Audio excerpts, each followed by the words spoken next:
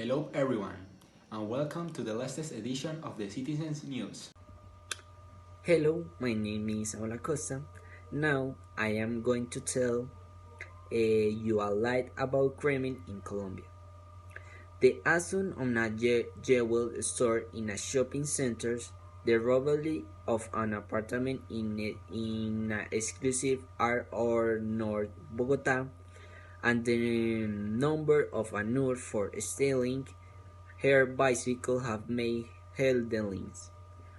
Although three events occurred in the capital of the republic. Some of three events have also been present in other sides of the country. Violent death of people is the modalities of robbery and character who weapons will for 41.6% throughout the country, going from an advance of 324 daily class in 2019 to 220 so far this year. The effect of mandatory quarantine is also noticeable in the satisfaction. In July, before the isolation into effect, there were also being present in other sides of the country. Violent death of people is the modalities of robbery and character who weapons will for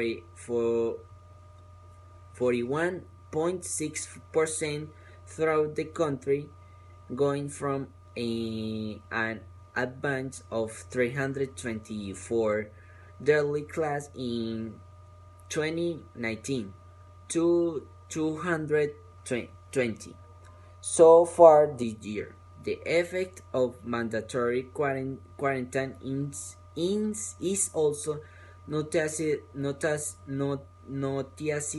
in the satisfaction. In July, before the isolation into effect, there were 371 deaths per day across the country. By April, the month when cities took the mandatory confined most security, the number dropped to 106 classes a day. By June, when the Missouris were reflects and more people began to leave, death rose again to 200 cases. Hello, welcome to the sports section. After Bayern's exciting game against Barcelona, Bayern will qualify for the Champions League final against PSG. The fans feel confident to win the title.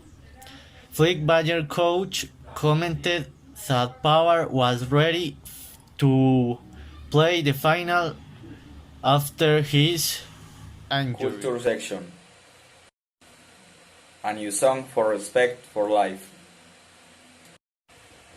Next Sunday, August 30, more than 70 personalities among musicians, writers, illustrators, journalists, visual artists, comedians, actors, and defenders of city rights who will join in an amazing event where the arts are expected to be a means to publicize the strong violent wave facing the country.